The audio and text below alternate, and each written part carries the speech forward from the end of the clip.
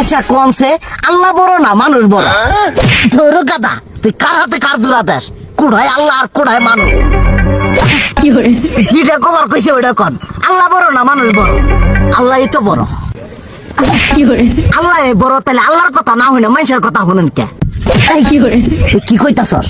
কি আর আল্লাহর কথা মানে না মানুষের কথা মানে? হ্যাঁ, কি আর মানুষের কথা শুনেন তাই না? আমনে যে ওই দিনকে ডায়াবেটিসের রোগ নিয়ে যে হাসপাতালে গেলেন, ডাক্তার আপনার কত কিছু খাবার না করলো, সব কিছু না খাই এখন চলতেছেন।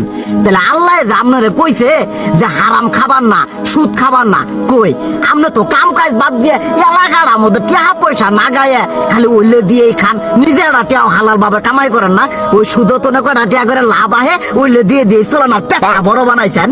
শুনেন একটা কথা কই, হারামের কোনোদিন আরাম নাই। হালাল পথে রুজি রোজগার করেন, প্রয়োজনে এড়া বেলা কম খায়েন, তাও শরীর পিণ্ডও ভালো থাকবো, কোনো রোগ বেদও হবো না, আরামও পাবেন, আল্লাহও খুশি থাকবো। তুই আমার এইভাবে বুঝাবি আগে কইলি না কে? আসলে এই বিষয়টা তো আমি কখনো মাথায় এইভাবে নিইনি যে আমাদের কখনো ডাক্তার নিষেধ করলে ঠিকই আমরা নিষেধ মানি, কিন্তু উপর আল্লাহ যে কত কিছু নিষেধ করে দিয়ে সেটা মানি না।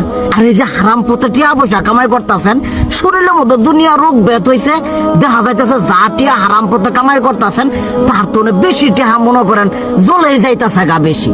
আজকের পর থেকে আমি আর এই হারাম সুদ খামো না, আমি হালাল পথে চলবো, হালাল টাকা পয়সা ইনকাম করবো। এতে করে যদি একবেলা কমও খাইতে হয় তবুও খামো, তবু আমি আর এই হারাম পথে চলবো না। আচ্ছা ঠিক আছে। পৃথিবীর কোন সৃষ্টির কাছে যারা পরিমাণ কিচ্ছু পাওয়ার আশা করবেন না। একটু আশা করবেন আপনি কষ্ট পাবেন। কারো কাছে কোনো আশা করতে যায় না, শুধু আল্লাহর কাছে আশা করেন।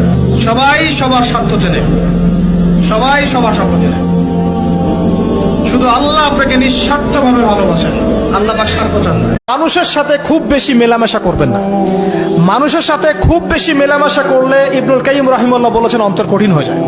কারণ মানুষ আপনাকে গীবত করাবে, হ্যাঁ, মানুষ খারাপ কাজে নিয়ে যাবে, বেফাস কথাবার্তা বলবেন, অহেতুক বেফাস কাজ করবেন, ফুজুল কি বাদ করবেন, এগুলো করতে গিয়ে আপনি দেখবেন অন্তর কঠিন হয়ে গেছে।